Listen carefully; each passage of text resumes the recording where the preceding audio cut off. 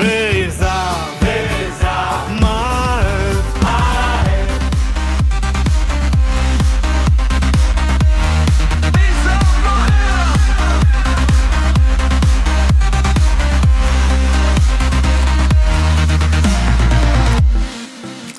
ሰላም በመላው ዓለም የምትገኙ የዩቲዩብ ቤተሰቦች እንዴት ናችሁ? ቤዛ ማዕድ የሚለውን የዩቲዩብ ቻናል ሁላችሁም ሰብስክራይብ አድርጉ።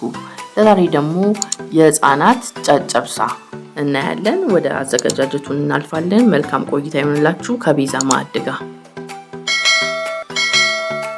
እንግዲህ ለህፃናት ጨጨብሳ ስንል ከዛኛው ከዋናው ጨጨብሳ ለየት ያለ ነው ማለት ነው እና ብዙ ሰዎች ይሄንን ጨጨብሳ ያውቁታል ብዬ አላስብም። እኔን ጨጨብሳ ማቀው ከልጅነቴ ጀምሮ አያቴ እየሰራችልኝ ስበላ ያደግኩት ስለሆነ በጣም ጣፋጭና ከዛኛው ከበርበሬ ካለው ጨጨብሳ ይሄኛው ምርጥ ነው ማለት ነው። ለአዋቂዎችም ይሆናል፣ ለህፃናት ብቻ ነው ብዬ ስላልኩኝ ሳይሆን ለህፃናት ያው በርበሬ ስለሌለው ይሄኛው ጨጨብሳ አሪፍ ነው ማለት ነው እንጂ ለአዋቂዎችም ይሆናል ይሄ ጨጨብሳ። እና ይሄን ጨጨብሳ ለማዘጋጀት ያው ፍርኖ ዱቄት ያስፈልገናል፣ እንዲሁም ውሃ፣ ለጋ ቅቤና ጨው ነው። ስለዚህ በቂ ውሃ እናደርግና ዱቄታችንን እንጨምራለን። ዱቄታችሁን ሁሌም ንፉት፣ ምክንያቱም ሊነቅዝም ይችላል፣ አንዳንዴ ቆሻሻ ምናምን ሊኖር ይችላል።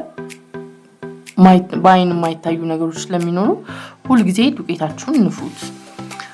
ስለዚህ እንደዛ ካደረግን በኋላ በቂ ጨውና በቂ ውሃ በቂ ዱቄት ካደረግን በኋላ እናወቀዋለን። ከዛ በእጃችን ማውቃት እንችላለን። እኔ ግን በእጄ ከማውቃት በዚህ በሚክሰር ማውቃት እንዳይጓጉልብኝ ስለምፈልግ በሚክሰሩ አወቃውትኝ። ሊጣችንን እያወቃ ምጣዳችንን እናግላለን። ምጣዳችን በደንብ ከጋለ በኋላ ምጣዳችን ላይ በእጃችን ንጹህ እጃችንን በመጠቀም ምጣዱን የሚያህል ሰፋ ያለ ቂጣ እንጋግራለን። ከስሩ ከበሰለ በኋላ እንገለብጠዋለን ወደ ፊት ለፊቱ እንዲበስልልን።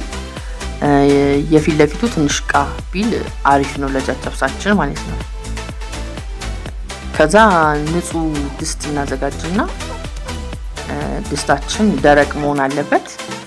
ከዛ መጠነኛ ቅቤን ከዛ የቆራረስነውን የጨጨብሳ ቂጣ ወደ ድስቱ አድርገን አብረን ጨጨብሳው በቂ የሆነ መጠነኛ ቅቤ እናደርግበታለን። ከዛ በኋላ የምናደርገው እንደዛኛው እንደ ሌሎቹ ጨጨብሳ ስንሰራ መቆራረጥ ሳይሆን ይሄንን 3-4 ቦታ ነው አንዱን ቂጣ ምን ቆርሶ ማለት ነው፣ ምስሉ ላይ እንደምታዩት ማለት ነው።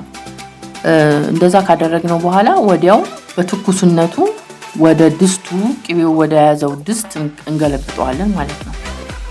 ልክ እንደዛ ከገለበጥነው በኋላ ማሸት ነው፣ በማማሰያ አድርገን እንቀጠቅጠዋለን ማለት ነው። እዛው ድስት ውስጥ እንደሆነ ጨጨብሳው እንመተዋለን። ምስሉ ላይ እንደማሳያችሁ በጣም ታደቁታላችሁ። ላልቶ እንደ ገንፎ አይነት ነገር እስከሚሆን ድረስ እናሸዋለን። ቅቤም ካነሰው ቅቤ እየጨመርንበት በጣም እናሸዋለን። ጣዕሙ ራሱ ልዩ ነው የሚሆነው ይሄን እንደዚህ ስታደርጉት ማለት ነው ስታሹት። እና ምስሉ ላይ እንደማሳያችሁ በደንብ እያረጋችሁ በማማሰያው እየጨቀጨቃችሁት በደንብ ካዋሃዳችሁት በኋላ ለመበላት ዝግጁ እንዲሆን አድርጋችሁ ላላ ማለቱን ካያችሁ በኋላ ከድስቱ ላይ ታወጡታላችሁ ማለት ነው። ከስቶቭ ላይ ታወጡታላችሁ። ይሄን የምታደርጉት እሳት ከስሩ መኖር አለበት፣ ምክንያቱም ቅቤው መቅለጥ ስላለበት ቅቤውም እንዲቀልጥም ቅቤው እየቀለጠ ወደ ቂጣ ውስጥ በደንብ ስሙዝ እንዲያደርገው ታደርጉታላችሁ ማለት ነው። እንደዛ ከሆነ በኋላ ነው ለመበላት ዝግጁ ሲሆን ታወጡትና በልጆቻችሁ በምትመግቡበት ሰዓት ላይ ገልብጣችሁ ለልጆቻችሁ ዝግጁ ታደርጉታላችሁ። እና ለጧት ቁርስ ብታረጉት አሪፍ ነው ብዬ አስባለሁኝ። ለልጆች በጣም ጣፋጭ የሆነ ቂጣ ነው። እኔ በልጅነቴ ምበላው አያቴ የሚሰራልኝ ጨጨብሳ ነው። በጣም የምወደው ጨጨብሳ አይነት ነው። ለልጆቻችሁ አሪፍ ይሆናል ብዬ ስለማስብ በዚህ ሳምንት ለልጆቻችሁ ይሄን ጨጨብሳ እየሰራችሁ ኢንጆይ አድርጉበት። አመሰግናለሁ። ቤዛ ማዕድ ይለያል። መልካም ሳምንት ይሁንላችሁ። ለኔም መልካም ሳምንት ይሁንልኝ። እስከሚቀጥለው ሳምንት እስከምንገናኝ መልካም ሳምንት። ይሄን እያዘጋጃችሁ ለልጆቻችሁ ስጡ። ቤዛ ማዕድን በዛው ቤተሰብ ያልሆናችሁ ቤተሰብ እየሆናችሁ የደወሏን ምልክት እየተጫናችሁ ሰብስክራይብ እያደረጋችሁ ቆዩ። አመሰግናለሁ። በሚቀጥለው ሳምንት ደግሞ በልዩ የምግብ ዝግጅት እንገናኛለን ማለት ነው። መልካም ሳምንት።